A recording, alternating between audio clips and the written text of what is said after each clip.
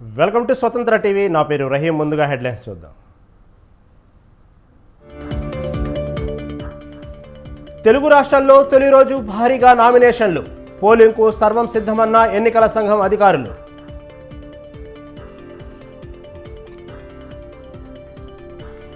జగన్పై చంద్రబాబు విమర్శలు అర్ధరహితం.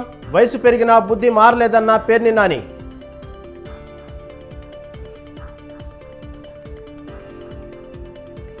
కాంగ్రెస్ పై వ్యతిరేకత మొదలైంది. రానున్న రోజులు మనవేనన్న కేసీఆర్.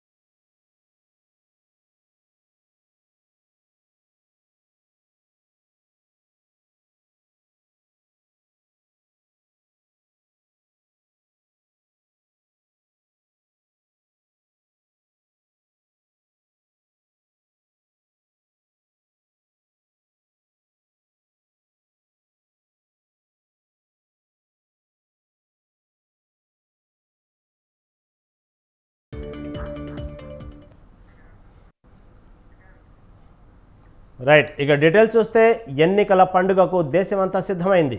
దేశవ్యాప్తంగా శుక్రవారం తొలి విడత ఎన్నికలు జరుగుతాయి. ఇందుకోసం దేశవ్యాప్తంగా 1.87 లక్షల పోలింగ్ స్టేషన్లను ఏర్పాటు చేశారు.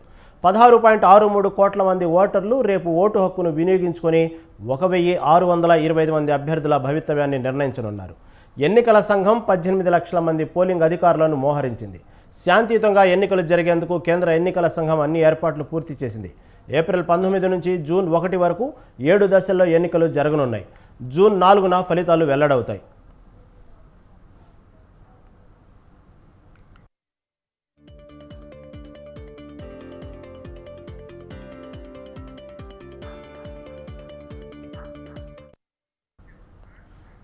తొలి విడత ఎన్నికలు దేశంలోని 21 రాష్ట్రాలు, కేంద్రపాలిత ప్రాంతాల్లోని 102 నియోజకవర్గాల్లో ఎన్నికలు జరగనున్నాయి.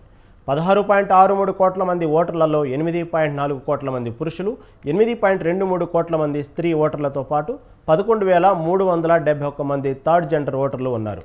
35.67 లక్షల మంది మొదటిసారిగా తమ ఓటు హక్కును వినియోగించుకొని ఉన్నారు.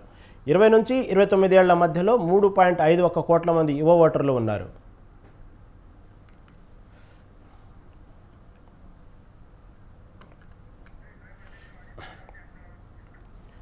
ఎన్నికల నిర్వహణ కోసం 41 హెలికాప్టర్లను, 84 ప్రత్యేక రైళ్లను, దాదాపుగా 1,00,000 వాహనాలను పోలింగ్ సిబ్బందిని తరలించేందుకు ఉపయోగిస్తున్నారు. అన్ని పోలింగ్ కేంద్రాల్లో మైక్రో అబ్జర్వర్ల ఏర్పాటుతో పాటు 50% పైగా పోలింగ్ కేంద్రాల్లో వెబ్ కాస్టింగ్ చేయనున్నారు. మొత్తం 4,627 ఫ్లయింగ్ స్క్వాడ్లు, 5,208 స్టాటిస్టిక్స్ సర్వేలెన్స్ టీంలు, 2,028 వీడియో సర్వేలెన్స్ టీంలు మరియు 1,255 వీడియో వ్యూయింగ్ టీంలు ఓటర్లను ఏ విధంగా ప్రేరేపించకుండా చర్యలు తీసుకునేందుకు సిద్ధమయ్యాయి.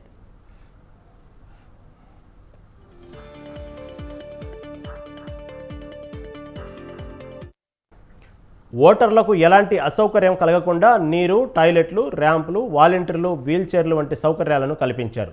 5,000కు పైగా పోలింగ్ స్టేషన్లను పూర్తిగా మహిళలే నిర్వహించనున్నారు.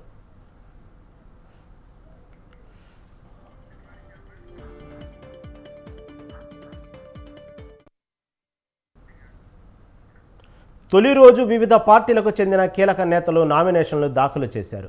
ఉదయం 11 గంటల నుంచి 3 గంటల వరకు రిటర్నింగ్ అధికారులు నామినేషన్లు స్వీకరించారు. తెలంగాణలో తొలి రోజు బీజేపీ అభ్యర్థులు 3 నామినేషన్లు వేశారు. మల్కాజ్గిరి లోక్సభ స్థానానికి బీజేపీ తరపున మాజీ మంత్రి ఈటల రాజేందర్ నామినేషన్ వేశారు. మహబూబ్నగర్ ఎంపీ అభ్యర్థిగా డి కరుణ, నల్గొండ లోక్సభ అభ్యర్థిగా శానంపూడి సైదిరెడ్డి నామినేషన్లు దాఖలు చేశారు.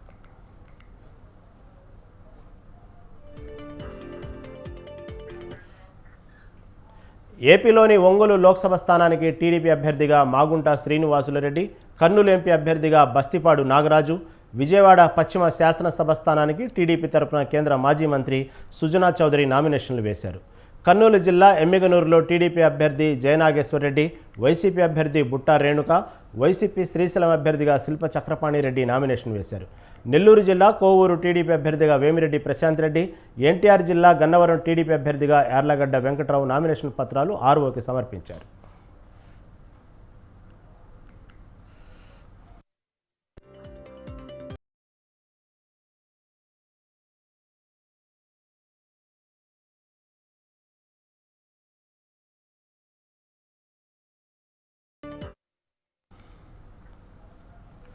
సత్యవేడులో వైసీపీ అభ్యర్థి రాజేష్ తరపున ఆయన సతీమణి నామినేషన్ దాఖలు చేశారు.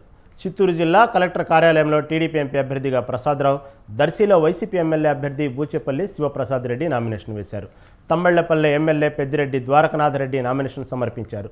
మచిలీపట్నం అసెంబ్లీ స్థానానికి పిరమిడ్ పార్టీ ఆఫ్ ఇండియా నుండి ఒక్కలగడ్డ పావని నామినేషన్ దాఖలు చేశారు.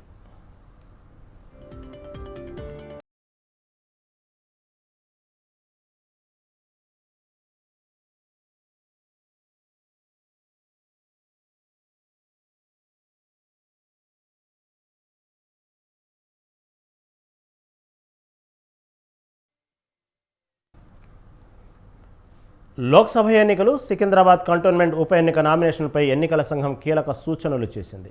ఈ నెల 25వ తేదీ వరకు నామినేషన్లు దాఖలు చేయవచ్చని తెలంగాణ ఎన్నికల ప్రధానాధికారి వికాస్ రాజ్ తెలిపారు. ఒక్క అభ్యర్థి 4 సెట్ల నామినేషన్ వేసే అవకాశం ఉంటుందని తెలిపారు. నామినేషన్ వేసే అభ్యర్థి డిపాజిట్ ఫీజు 25,000 చెల్లించాలన్నారు. షెడ్యూల్డ్ తరగతుల వారికి ఫీజులో 15% తగ్గింపు ఉంటుందని వెల్లడించారు. రాజకీయ పార్టీలు ఫామ్ ఏ, బీలు సీఈఓ ఆఫీసు, ఆర్ఓ ఆఫీసులు ఇవ్వాలని సూచించారు. లాస్ట్ టైం నుంచి మనం స్టార్ట్ చేసాం, కానీ ఆన్లైన్ చేసినా కూడా దాన్ని ప్రింట్ తీసి 24th లోపల ఇవ్వాలి. ఒక రోజు ముందు దానికి లాస్ట్ డేట్ ఉంటుంది ఆన్లైన్ ఇవ్వడానికి. Printed copies of the form can be taken from the returning officer. Of course online కూడా అవైలబుల్ ఉంది, దాన్ని కూడా డౌన్లోడ్ చేసి కావాలంటే దాన్ని కూడా వాడచ్చు. The candidate must be very particular about every entry in nomination form. ఇది ఎందుకు చెప్తున్నారంటే లాస్ట్ టైం మనం ఏం చూసామంటే కొన్ని కేసులో చిన్న చిన్న మిస్టేక్స్ చేయడం వల్ల సంతకం మర్చిపోయారు, లేకపోతే కొన్ని by mistake something they did and that created lot of problem for them. అందుకనే చాలా జాగ్రత్తగా నామినేషన్ ఫామ్ ని అట్లాగే ఎఫిడవిట్ ని కూడా చాలా జాగ్రత్తగా ఫిల్అప్ చేయాలి. నేను క్యాండిడేట్స్, పొలిటికల్ పార్టీ. ఏపీలో హోమ్టింగ్ ప్రక్రియ మొదలైందన్నారు ఎన్నికల సంఘం ప్రధానాధికారి ముఖేష్ కుమార్ మీనా. తొలిసారి ఆంధ్రప్రదేశ్లో ఎన్నికలకు 18 మంది పోలీసులు పరిశీలకులను నియమించినట్లు వివరించారు. 85 ఏళ్లు పైబడిన వారికి ఇంటి వద్దే ఓటు హక్కు వినియోగించుకునే అవకాశం కల్పించామన్నారు. ఏప్రిల్ 29వ తేదీ వరకు హోమ్ ఓటింగ్ కోసం దరఖాస్తులు తీసుకుంటామని తెలిపారు. మే 2వ తేదీ నుంచి 10వ తేదీ వరకు ఇంటింటికి పోలింగ్ టీమ్స్ వెళ్లి ఓటింగ్ తీసుకుంటారన్నారు. బై పోస్ట్ ఫెసిలిటేషన్ సెంటర్లో ప్రతి ప్రతి రిటర్నింగ్ ఆఫీసర్ వాళ్ళ ఆఫీస్లో లేకపోతే ఒక సమ్ కన్వీనియంట్ ఆఫీస్లో they will arrange a facilitation centre. ఆ facilitation centre nothing but a polling booth లాంటివి ఉంటుంది, where these government employees who are going for polling duty అక్కడ వచ్చేసి పోస్టల్ బ్యాలెట్ ద్వారా వాళ్ళు ఓట్ కాస్ట్ చేయడం జరుగుతుంది. సో ఈసారి nobody will be given by post only service ఎలక్టర్స్కి వెళ్తుంది. ఆ సర్వీస్ ఎలక్టర్స్ మనకు 67,000 ఉన్నారు. సో వీళ్ళు వేరే వేరే ప్రాంతాల్లో ఇండియాలో ఉంటారు కాబట్టి only those people will get by post. అది కూడా ఇప్పుడు ఈటీపీబీఎంఎస్ ద్వారా ఆన్లైన్ వెళ్తుంది. బట్ ఎవ్రీబడి ఎల్స్, ఆల్దో మనం పోస్టల్ బ్యాలెట్ అంటాము కానీ ఎవరు పోస్ట్ ద్వారా ఓట్ చేయరు. దే విల్ పోలింగ్లో ఉన్న డ్యూటీ పర్సన్స్ ఫెసిలిటేషన్ సెంటర్లో ఓటింగ్ చేస్తారు. అది 5th నుంచి 10th వరకు మన జిల్లాల్లో ప్లాన్ చేసుకుంటారు. కొన్ని జిల్లాలు ముందు చేస్తారు, కొన్ని జిల్లాల తర్వాత చేయొచ్చు. ఫెసిలిటేషన్ సెంటర్లో ప్రతి రానున్న రోజులు బీఆర్ఎస్ అన్నారు కేసీఆర్. బీఆర్ఎస్ పార్లమెంటు నియోజకవర్గాల సన్నాహక సమావేశంలో పాల్గొన్న కేసీఆర్ పార్లమెంట్ అభ్యర్థులకు బీఫామ్స్ అందజేశారు. కాంగ్రెస్ పార్టీపై తీవ్ర వ్యతిరేకత ప్రారంభమైందన్నారు.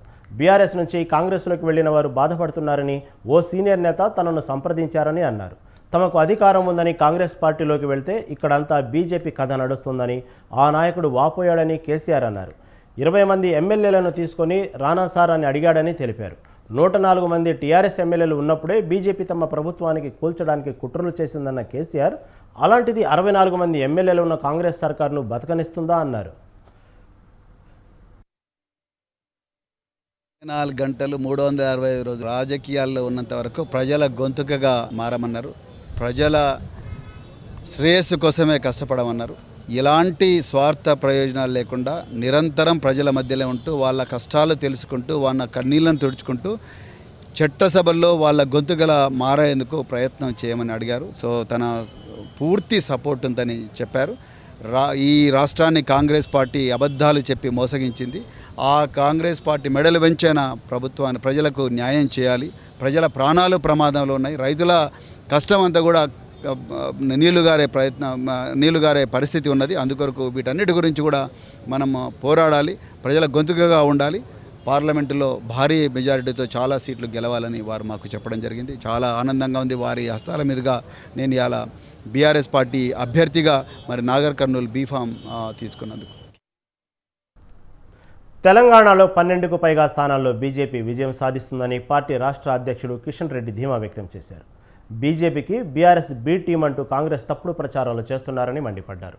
తాము ఎవరికీ బీ టీం కాదని స్పష్టం చేశారు. బీఆర్ఎస్ అనేది లేదని, వారికి ఒక్క సీటు రాకపోయినా చేసేదేమీ లేదన్నారు. ప్రమాదవశాత్తు తెలంగాణలో కాంగ్రెస్ పార్టీ అధికారంలోకి వచ్చింది అన్నారు. వచ్చే అసెంబ్లీ ఎన్నికల్లో మాత్రం బీజేపీదే అధికారమని జోస్యం చెప్పారు. బీజేపీ అధికారంలోకి రావడాన్ని ఏ శక్తి ఆపలేదని తెలిపారు.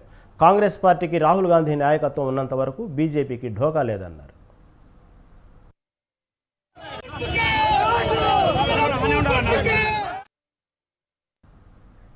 మోడీ ఉంటేనే దేశ రూపురేఖలు మారతాయని బీజేపీ అభ్యర్థి ఈటెల రాజేందర్ అన్నారు.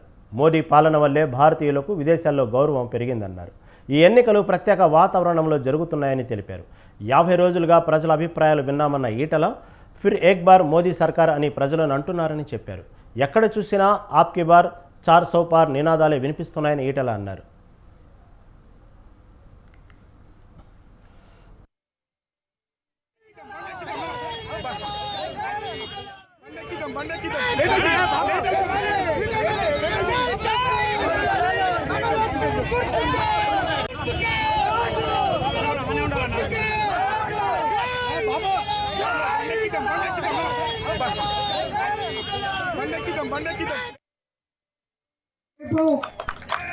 రేపు ఇది కురుక్షేత్ర యుద్ధం లాగా మల్కాజిరి పార్లమెంట్ లో ఒక కురుక్షేత్ర యుద్ధం లాగా ధర్మానికి అధర్మానికి ఇక్కడ పోరాటం జరగబోతా ఉంది. గతంలో ముఖ్యమంత్రి ఏ కుట్రలు చేసిందో, ఏ డబ్బు నమ్ముకున్నాడో, ఏ దౌర్జన్యం నమ్ముకున్నాడో, మళ్ళీ ఆ దౌర్జన్యమే ఆ డబ్బే నమ్ముకున్నాడు ఈ ముఖ్యమంత్రి గారు కూడా. అనుభవం రావాలి. 2006లో ఏం జరిగిందో, 2010లో ఏం జరిగిందో, 2021లో ఏం జరిగిందో తెలంగాణ సమాజంలో మర్పరిచుడు మాయ చేసుడు రాదు. తెలంగాణ సమాజానికి సందర్భం వచ్చినప్పుడు బలిగీసి కొట్లాడే శక్తి ఉన్న సత్తా ఉన్న గడ్డ నా తెలంగాణ గడ్డ మీద చెలగాటం ఆడే ప్రయత్నం చేయకండి. రేపు ఇది కురుక్షేత్ర యుద్ధం లాగా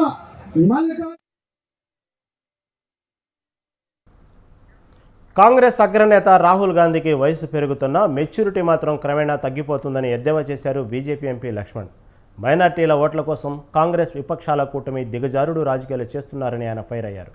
కులం మతం పేరుతో చివరకు ఉత్తరం దక్షిణం పేరుతో దేశాన్ని విభజించే కార్యక్రమాలు చేస్తున్నారని మండిపడ్డారు. ప్రధాని మోదీ విధానాల మీద ప్రజలకు సంపూర్ణ విశ్వాసం ఉందని, ప్రతిపక్షాలు ఎన్ని కుట్రలు చేసినా వారిని నమ్మరని లక్ష్మణ్ స్పష్టం చేశారు. విపక్షాలు ఏ మైనార్టీ ఓట్ల కోసమో ఈ సంతుష్టికర రాజకీయ నాయకులు, సంతుష్టికర రాజకీయాలు లేదా కులం పేరు మీద, మతం పేరు మీద చివరికి దక్షిణ ఉత్తర రాష్ట్రాలు అనే నెపంతో వీరు ఒక విభజిత వికల్ప పత్రాన్ని విడుదల చేస్తే రాహుల్ గాంధీ ఈ దేశాన్ని విభజించేదానికి రకరకాలైనటువంటి ఈ విభజిత రాజకీయాలకు ఏదైతే పాల్పడుతున్నారో ప్రజలు వాళ్ళ గమనిస్తున్నారు. కాబట్టి మోదీ ప్రభుత్వ విధానాల మీద, అభివృద్ధి ఎజెండా, పేదల సంక్షేమ పథకాలు, వారు 10 సంవత్సరాల్లో తీసుకున్నటువంటి హిస్టారికల్ డెసిషన్స్, చరిత్రాత్మకమైన నిర్ణయాలు సాధించిన విజయాల మీద రాహుల్ గాంధీ. బీజేపీపై మంత్రి పొన్నం ప్రభాకర్ తీవ్ర విమర్శలు చేశారు. అవినీతి డబ్బును ఎలక్టోరల్ బాండ్ల రూపంలో చందాలుగా తీసుకుంటే తప్పేముందని ప్రధాని మాట్లాడడం సిగ్గుచేటన్నారు. బండి సంజయ్ గెలిచినప్పటి నుండి ఒక్క గ్రామానికైనా వెళ్లలేదన్నారు. రాష్ట్రంలో బీఆర్ఎస్ పార్టీ డకౌట్ అయిందన్న పొన్నం పార్లమెంట్ ఎన్నికల్లో కాంగ్రెస్ పార్టీ తలపడేది బీజేపీతోనే అన్నారు.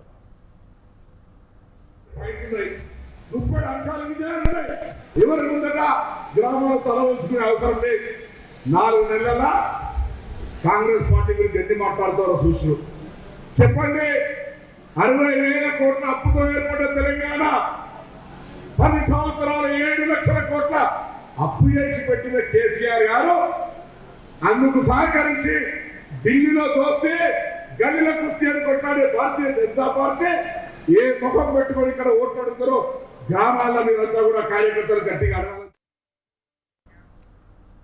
టీడీపీ అధినేత చంద్రబాబుపై మాజీ మంత్రి పేర్ని నాని తీవ్ర విమర్శలు చేశారు. చంద్రబాబుకు వయసు పెరిగినా బుద్ధి మారలేదంటూ ఘాటు వ్యాఖ్యలు చేశారు. ముఖ్యమంత్రి గురించి చంద్రబాబు ఇష్టానుసారం మాట్లాడుతున్నారని అన్నారు. తన కుమారిపై గంజాయి నిందలు మోపారని ఆగ్రహం వ్యక్తం చేశారు. శిరోమండనం కేసు 1996లో తోట త్రిమూర్తులు టీడీపీ ఎమ్మెల్యేగా ఉండగా జరిగిందన్నారు. 2020 వరకు తోట త్రిమూర్తులు చంద్రబాబుతో కలిసి రాజకీయాలు చేశాడని గుర్తు చేశారు. చంద్రబాబు జగన్మోహన్ రెడ్డి బురద జల్లే ప్రయత్నం చేస్తున్నారని ఆరోపించారు. బందర్లో ఓట్లు అడుగుతున్నారు. చంద్రబాబు నాయుడు గారు పచ్చి నోరు తెరిస్తే మొత్తం అంతా కూడా అన్ని బొంకు మాటలు.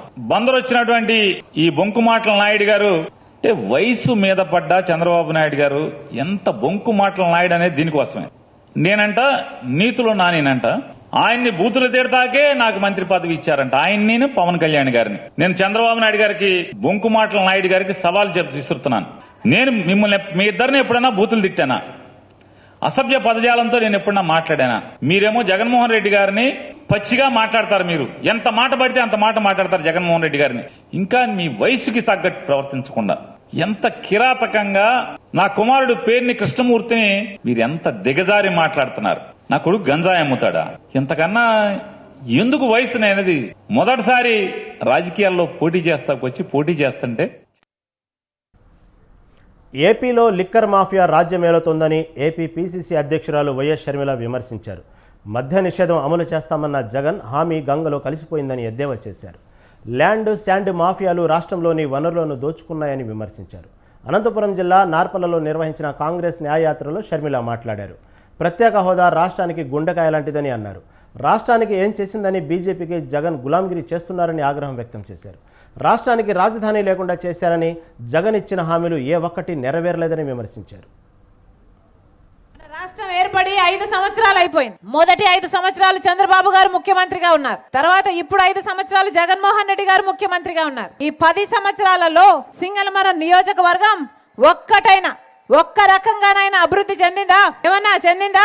ఒక్క రకంగానైనా ఏదైనా మేలు జరిగిందా మీకు? మరి ఎందుకు వేయాలన్నా వీళ్ళకు ఓట్లు? ఇలాగే జగన్మోహన్ రెడ్డి గారు ఇదే ఊరికి వచ్చారు 5 సంవత్సరాల క్రితం మీ ఓటు అడగడానికి. ఎన్ని హామీలు ఇచ్చారు, ఎన్ని వాగ్దానాలు చెప్పారు. ఇది హార్టికల్చర్ కోసము ఇది ప్రసిద్ధి చెందిన ప్రాంతం. ఏం చెప్పారు జగన్మోహన్ రెడ్డి గారు? ఒక మార్కెట్ ఏర్పాటు చేస్తానని చెప్పలేదా? కోల్డ్ స్టోరేజ్, వాటిని స్టోరేజ్ చేసుకోవడానికి ఒక కోల్డ్ స్టోరేజ్ ను కూడా ఏర్పాటు చేస్తామని చెప్పారు. కాలువలు విస్తరణ చేస్తామన్నారు. ఆయకట్టు వరకు, చివరి ఆయకట్టు వరకు నీళ్లు ఇస్తామని చెప్పారు. వచ్చినాయా? మీరు పంట పండిస్తే ఆ పంటను అమ్ముకోవడానికి మద్దతు ధర, ఆ పంట నష్టానికి అమ్ముకోకుండా మద్దతు ధర ఇస్తానని 3,000 కోట్లతో ఒక స్థిరీకరణ నిధి ఏర్పాటు చేస్తానన్నాడు జగన్మోహన్ రెడ్డి గారు. దళితులను అవమానించిన చరిత్ర టీడీపీదేనని ఆరోపించారు వైసీపీ నేత జూపుడి ప్రభాకర్ రావు. ఎన్నికల సమయంలో జగన్పై కావాలనే దళిత వ్యతిరేక ముద్ర వేస్తున్నారని ఆయన మండిపడ్డారు. కొన్ని ఘటనల వల్ల దళితులకు అన్యాయం జరిగి ఉండవచ్చు, కానీ సామూహికంగా దళిత గ్రామాల మీద దాడి చేసిన చరిత్ర టీడీపీ నేతలదేనని చెప్పారు. దళితుల పక్షాన మాట్లాడడానికి చంద్రబాబు సహా టీడీపీ నేతలకు ఒక్కరోజు కూడా సమయం లేదని ప్రశ్నించారు. ఎన్నికల టైంలో జగన్పై కావాలనే బురద జల్లుతున్నారని జూపుడి ఆగ్రహం వ్యక్తం చేశారు. పరిపాలనలో దళితులు మురిగ్గా ఉంటారు. దళితుల దగ్గర వాసన వస్తుంది. ఈడ పక్కన మేము కూర్చోలేకపోతా ఒక మంత్రి నీ పరిపాలనలో కాదా? జమ్మలమడుగు మంత్రి చంద్రబాబు నాయుడు ఏమన్నా అన్నాడా? ఇక్కడ పక్కనే ఉన్నటువంటి ఒక సీనియర్ నాయకుడు మాలమాదిలకు ఏం పనిరా గొడవలతోటి మేము తేల్చుకుంటాం కదా, రాజకీయాలు మీకెందుకురా? నీ మంత్రి కాదా? లేదా నీ దగ్గర సీనియర్ ఎమ్మెల్యే కాదా? పేర్లన్నీ చెప్పాలన్నా నేను? ఎక్కడికి వెళ్ళింది మీ గురిగింజ మచ్చ?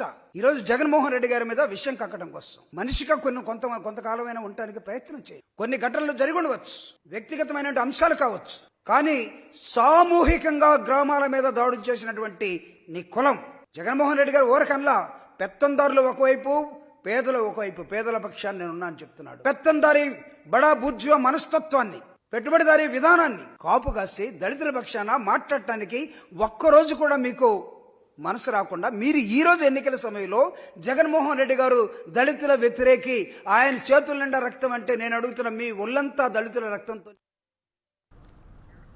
మహాలక్ష్మి పథకం కింద ప్రతి కుటుంబంలో ఒక మహిళకు నెలకు 8,300 రూపాయలు బ్యాంకు ఖాతాలో వేస్తామని భరోసా ఇచ్చారు కాంగ్రెస్ సీనియర్ నేత తులసిరెడ్డి. మహిళలను మహారాణులు, లక్షాధికారులను చేయడమే తమ పార్టీ లక్ష్యమన్న ఆయన కాంగ్రెస్ అధికారంలోకి వస్తే 500 రూపాయలకే వంట గ్యాస్ సిలిండర్ ఇస్తామని హామీ ఇచ్చారు. ఈ సందర్భంగా జగన్పై విమర్శలు గుప్పించారు. కాంగ్రెస్ పార్టీ అధికారంలోకి వస్తే మహిళల కోసం మహాలక్ష్మి పథకాన్ని అమలు చేయడం జరుగుతుంది. ఈ మహాలక్ష్మి పథకం మహిళలకు ఒక వరప్రసాదం లాంటిది. ఈ పథకం కింద ప్రతి పేద కుటుంబంలో ఒక మహిళకు ప్రతి నెల 8,333 రూపాయలు వాళ్ళ బ్యాంక్ అకౌంట్లో వేయడం జరుగుతుంది. 500 రూపాయలకే వంట గ్యాస్ సిలిండర్ సరఫరా చేయడం జరుగుతుంది. ఒక్కసారి మహిళా లోకం ఆలోచించవలసిందిగా కాంగ్రెస్ పార్టీ విజ్ఞప్తి చేస్తూ ఉంది. మూడవ అంశం, జగన్ ప్రభుత్వము అమలు చేస్తున్న నకిలీ నవరత్నాలు ఇవి నవ మోసాలుగా, నకిలీ రత్నాలుగా తయారైనాయి. అధికారంలోకి వచ్చిన తర్వాత పూర్తి రివర్స్ గేర్ వేసి మద్య నిషా పథకాన్ని, జగనన్న త్రాగండి ఊగండి పథకాన్ని, జగనన్న పుస్తలు తెంపే పథకాన్ని, జగనన్న తాలిబొట్టు తాకట్టు పెట్టే పథకంగా తయారు చేశాడు మద్యపాన నిషేధ పథకాన్ని. కాబట్టి ఒక్కసారి రాష్ట్ర ప్రజానీకం, ప్రత్యేకించి మహిళా లోకం ఆలోచించవలసిందిగా వచ్చే ఎన్నికల్లో హస్తం గుర్తుకు ఓటేసి కాంగ్రెస్ పార్టీని అధికారంలోకి తెప్పించవలసిందిగా రాష్ట్ర ప్రజానీకానికి విజ్ఞప్తి చేస్తాం. సీఎం జగన్పై ఉద్దేశపూర్వకంగా దాడి చేశారని ఏపీ ప్రభుత్వ సలహాదారు సజ్జల రామకృష్ణారెడ్డి అన్నారు. ప్రీ ప్లాన్డ్గా దాడి చేశారని ఆరోపించారు. దాడి జరిగిన తీరును చూస్తే ఆ విషయం అర్థమవుతుందన్నారు. దాడి వెనక ఎవరున్నారనేది విచారణలో తేలుతుందన్నారు. దాడిపై చంద్రబాబు, పవన్ మాటలు అర్ధరహితమన్నారు. టీడీపీ వాళ్లను ఇరికించాల్సిన అవసరం తమకేముందని సజ్జల ప్రశ్నించారు. ఇప్పుడు ప్రీ ప్లాన్డ్ అటాక్ అనే దానికి రీజన్ కూడా చెప్పాము. ఎందుకు చెప్పామంటే జరిగిన పద్ధతి కానీ, ఆ ఫోర్స్ ఎంత ఫోర్స్ఫుల్గా వచ్చింది అనేది కానీ, అది ఇద్దరికి తగిలి కూడా అంతే ఫోర్స్ఫుల్గా తగలడం అంటే ఇట్ ఈజ్ నాట్ ఎవరో ఆకతాయి చేసిందో, ఊరికి గాల్లోకి విసిరిందో, ఇచ్చేసిందో కాదనేది అక్కడ క్లియర్గా అర్థమవుతుంది. గురి పెట్టి కొట్టారు. అదృష్టవశాత్తు తప్పింది. మా అదృష్టవశాత్తు అది తప్పింది. అక్కడికి ఈయనకు తగిలి రెండవది వెల్లంపల్లి శ్రీనివాస్ కూడా తగిలింది. ఆయన కన్నుకు తగిలింది నేరుగా. ఆయనకే అంత ఫోర్స్ఫుల్గా తగిలింది అంటే జగన్మోహన్ రెడ్డి గారికి ఇంకా ఎంత గట్టిగా తగిలి ఉంటుంది. అది కొంచెం కింద అయితే ఏమయ్యేది, ఇది మేము ఎక్స్ప్రెస్ చేసింది. అది బోండా ఉమా, లేదంటే ఆయన కంటే పై వాళ్ళు ఉన్నారా, లేదంటే ఆయన కింద వాళ్ళు ఆయన ఆశీస్సులతో చేయించారా, ఎవరుంది అనేది ఇన్వెస్టిగేషన్లో తేలాలి. మేము చెప్పగలిగింది ఆ incident pre planned, pre meditated attack అనడానికి కావాల్సిన. ఉప్పల్ మాజీ ఎమ్మెల్యే బేతి సుభాష్ రెడ్డి బీజేపీలో చేరారు. బీఆర్ఎస్ పార్టీకి రాజీనామా చేసి బేతి సుభాష్ బీజేపీ రాష్ట్ర అధ్యక్షుడు కిషన్ రెడ్డి, మాజీ మంత్రి ఈటల సమక్షంలో బీజేపీలో చేరారు. బీజేపీ మల్కాజ్గిరి అభ్యర్థి ఈటల రాజేందర్ తాను మద్దతిస్తున్నట్లు ప్రకటించారు. అంతకు తన రాజీనామా లేఖను మాజీ సీఎం బీఆర్ఎస్ చీఫ్ కేసీఆర్కు తన రాజీనామా లేఖ పంపారు సుభాష్ రెడ్డి. లోక్సభ ఎన్నికల్లో భాగంగా మల్కాజ్గిరి బీజేపీ ఎంపీ అభ్యర్థిగా బరిలో ఉన్న మాజీ మంత్రి ఈటల రాజేందర్కు మద్దతు ఇవ్వనున్నట్లు బేతి సుభాష్ రెడ్డి లేఖలో పేర్కొన్నారు.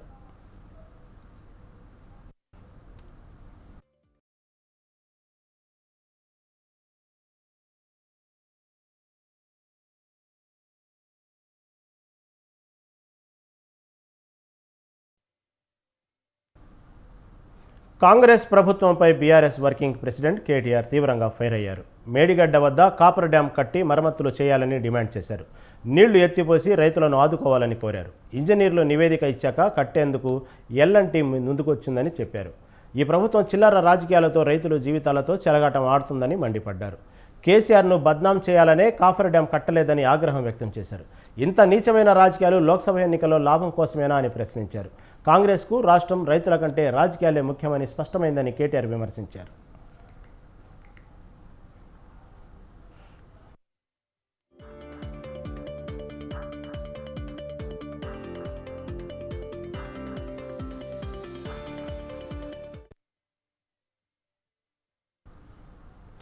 పార్లమెంట్ ఎన్నికల్లో మాదిగలకు 2 సీట్లు కేటాయించాలని కాంగ్రెస్ నేత మోత్కుపల్లి నరసింహులు డిమాండ్ చేశారు. కాంగ్రెస్లో మాదిగలకు జరుగుతున్న అన్యాయాన్ని నిరసిస్తూ బేగంపేట లీలానగర్లోని తన నివాసంలో దీక్ష చేపట్టారు. కాంగ్రెస్లో మాదిగలకు తీవ్ర అన్యాయం జరుగుతుందన్నారు.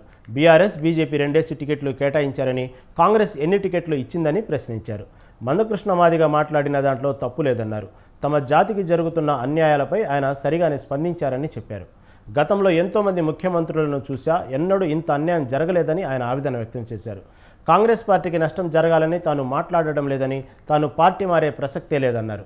పార్టీ ఇప్పటికైనా గుర్తించి తప్పును సరిదిద్దుకోవాలన్నారు. కుటుంబానికి 2 రోడ్లు ఇస్తున్నారే, ఒక్కొక్క కుటుంబానికి పార్లమెంటు సీటుతో పాటు 3 సీట్లు ఇస్తున్నారే. అసెంబ్లీ ఎన్నికల్లో 2 టికెట్లు ఎంతమందికి ఇచ్చారు ఒక కుటుంబంలో? ఇప్పుడు పార్లమెంట్లో 3 ఏది ఇద్దరు అన్నదమ్ములు, తర్వాత ఇప్పుడు వాళ్ళ కొడుకు ఎంపీ, 3 సీట్లు ఒకటే కుటుంబంలో. మన్ను గట్టి విక్రమార్క కుటుంబంలో కూడా 2.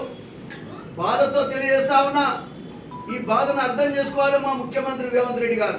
మీరు మమ్మల్ని పిలిచి మాకు ఎందుకు ఇవ్వలేకపోయినారు, ఏం జరిగింది, ఏ రకంగా నా కులానికి నువ్వు న్యాయం చేస్తావనే విషయం చెప్పాల్సిన అవసరం ఉందా లేదా మీకు? అంతేకాదు, ఎందుకు ఇప్పుడు వచ్చిన పిడుగులు పడ్డటువంటి సందర్భం ఏమున్నది? ఎందుకు మాదిగలను ఇంత అవమానకరంగా చూడాల్సిన అవసరం ఏమున్నది? విజయవాడలో ఏపీ సీఎం వైఎస్ జగన్పై రాయి దాడి కేసులో కీలక విషయాలు వెలుగులోకి వచ్చాయి. కేసులో నిందితుడు సతీష్ను అరెస్ట్ చేసి కోర్టులో హాజరుపరిచారు. నిందితుడికి 14 రోజుల రిమాండ్ విధించిన కోర్టు రిమాండ్ రిపోర్టులో సంచలన విషయాలు పేర్కొన్నారు పోలీసులు. సీఎంను హత్య చేయాలన్న ఉద్దేశంతోనే దాడి చేశారని పేర్కొన్నారు.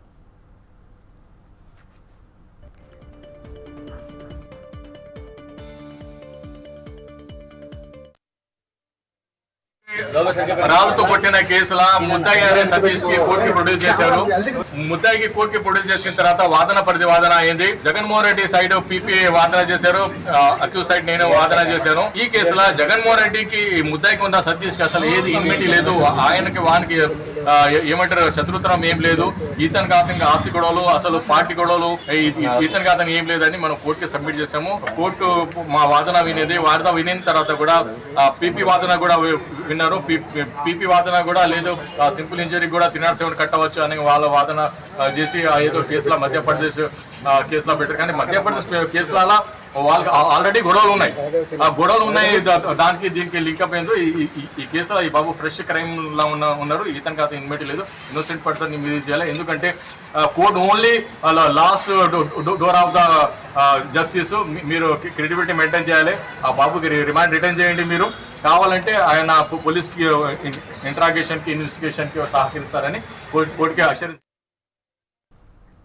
మాజీ సీఎం బీఆర్ఎస్ అధినేత కేసీఆర్ అన్న కుమారుడు కన్నారావుపై మరో కేసు నమోదైంది. ఆయనతో పాటు 5గురుపై బంజారాహిల్స్ పోలీసులు కేసు నమోదు చేశారు. తనను బెదిరించి డబ్బు తీసుకున్నట్లు ఓ సాఫ్ట్వేర్ ఉద్యోగి వారిపై ఫిర్యాదు చేశాడు. గెస్ట్ హౌస్లో నిర్బంధించి దాడి చేశారని చెబుతున్నారు.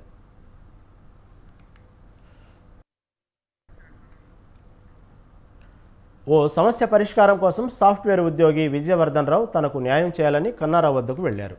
కన్నారావుకు పరిచయస్తురాలైన నందిని సాఫ్ట్వేర్ ఉద్యోగి వద్ద నగదు ఉన్నాయన్న విషయం ఆయనకు తెలిసింది. సదరు మహిళతో పాటు మరికొంతమందితో కలిసి ఆయన విజయవర్ధన్ రావును గెస్ట్ హౌస్లో నిర్బంధించాడు. అతడిని బెదిరించి 60 లక్షల నగదు, 97 తులాల బంగారం దోచుకున్నాడు. తనకు పోలీసు అధికారి భుజంగరావు, ఏసీపీ కట్టా సాంబయ్య తెలుసునంటూ కన్నారావు బెదిరించాడని బాధితుడు పోలీసులకు ఇచ్చిన ఫిర్యాదులో చెప్పారు. ఈ మేరకు పోలీసులు కేసు నమోదు చేసి దర్యాప్తు చేపట్టారు. మన్నెగూడ భూ వివాదంలో ఇప్పటికే కన్నారావుపై కేసు నమోదు చేసి అరెస్ట్ చేశారు పోలీసులు.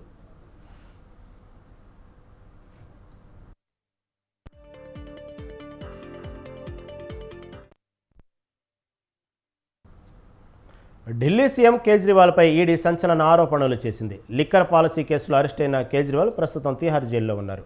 ఇటీవల షుగర్ లెవెల్స్ పడిపోతున్నాయని క్రమం తప్పకుండా తనిఖీ చేసేందుకు వారానికి 3 సార్లు వీడియో కాన్ఫరెన్స్ ద్వారా తన రెగ్యులర్ డాక్టర్ను సంప్రదించేందుకు అనుమతి కావాలని కోరుతూ కోర్టులో దాఖలు చేసిన పిటిషన్లో తెలిపారు.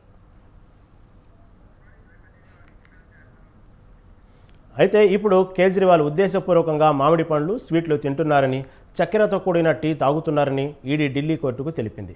దీంతో ఉద్దేశపూర్వకంగానే స్వీట్స్ తిని షుగర్ లెవెల్స్ పెంచుకుంటున్నారని, షుగర్ లెవెల్స్ పెరిగితే వైద్యపరమైన కారణాలను చూపుతూ బెయిల్ పొందాలనుకుంటున్నారని ఈడీ పేర్కొంది.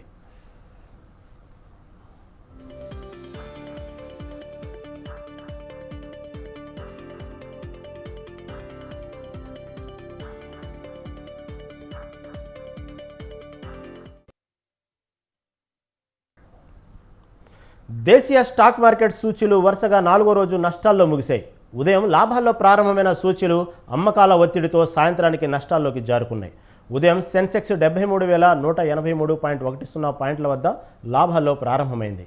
ఇంట్రాట్రేడ్లో 73,473 వద్ద గరిష్టాన్ని తాకిన సూచీ గరిష్టాల నుంచి దాదాపు 1000 పాయింట్ల మేర క్షీణించింది. చివరికి 454.69 పాయింట్ల నష్టంతో 72,488.99 వద్ద ముగిసింది. నిఫ్టీ 152.05 పాయింట్ల నష్టంతో 21,995 పాయింట్ల వద్ద స్థిరపడింది. డాలరుతో రూపాయి మారకం విలువ 83.55గా ఉంది.